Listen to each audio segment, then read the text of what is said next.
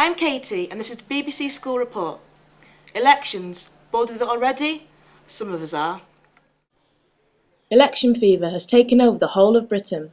You can hardly watch the news, listen to the radio or read a newspaper without some story connected to the election. But how does it affect 16-year-olds? Should we care? How does it affect our generation? We thought that we send our reporters to examine how the general election is viewed by 16-year-olds. Hello, I'm Molly. So, is compulsory voting in a democracy a contradiction in terms? Many people think it is.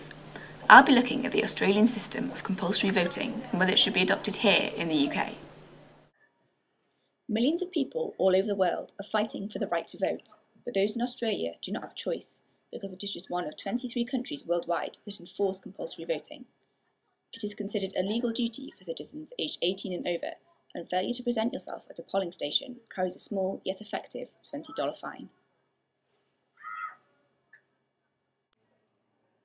Many citizens are strongly opposed to this, such as Jason Kent, a newspaper columnist for The Libertarian. He states that the law is disgusting and far from democratic. However, despite the fierce opposition, Australia's system really does work, with a reported 94% turnout in their last federal election, compared to just 65% in the UK's 2010 general election. Dr. Peter Chen, who lectures in politics at the University of Sydney, believes that the fine is enough to drive voters to the polls in substantially greater numbers than countries with voluntary voting.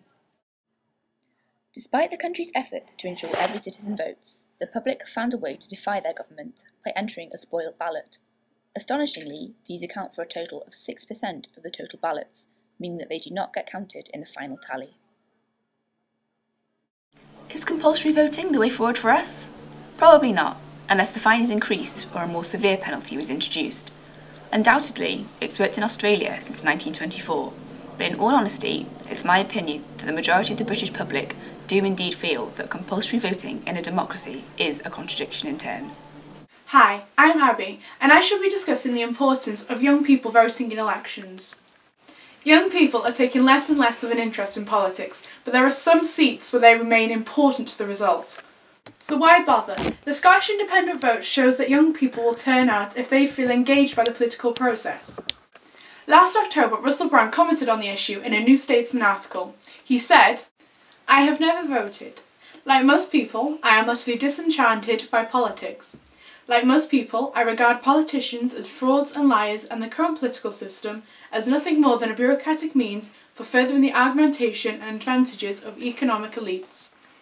According to the British election study, the proportion of registered 18 to 24-year-olds turning out to cast their ballot has consistently been below any other age group since the 1970s. Statistics show that the rate did go up by 13.6 percentage points between the 2005 and 2010 elections, when 51.2% of young people voted. But it was still way behind the 66% national turnout for all of the electorate. Over 65s are making up a bigger chunk of the electorate and are more likely to vote. Current polls show that young people are much more likely to back Labour than any other age groups. Labour favour lowering the minimum voting age to 16 from 18, partly because they know that young people are more likely to vote for them, whereas over 65s are more likely to vote for the Conservatives. In conclusion, as you now know, young people have a great impact on the election.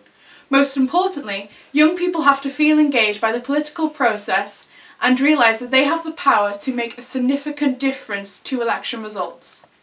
It's been argued that reducing the age to 16 to vote will be consistent with the age you can leave school, get married and join the armed forces. We asked some of our 16-year-olds what they thought. I don't know enough about politics to make the decision whether we should have the vote or not.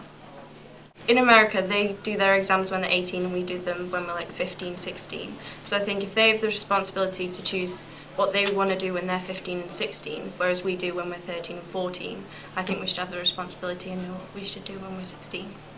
Well, I don't know because I don't know anything about politics, and I'm sure there's like other 16-year-olds who don't either, so I don't know. Yeah, because if you treat them like adults, they'll act like adults. I'd probably say no, because it seems that all political parties want to look out for themselves rather than the views of young people. Well, that's just a small selection of views from our school. But what do you think? Should 16-year-olds get the vote? In my opinion, 16-year-olds should get the vote. I'm 16 myself and I'm really interested in politics, and I think it's really important to contribute in any way I can to determine the way my country is run. Well, there we have it. We've heard a number of different views on the forthcoming election. What do you think? Soon it'll be your time to choose. This has been the BBC School Report for the Maelor School Penley.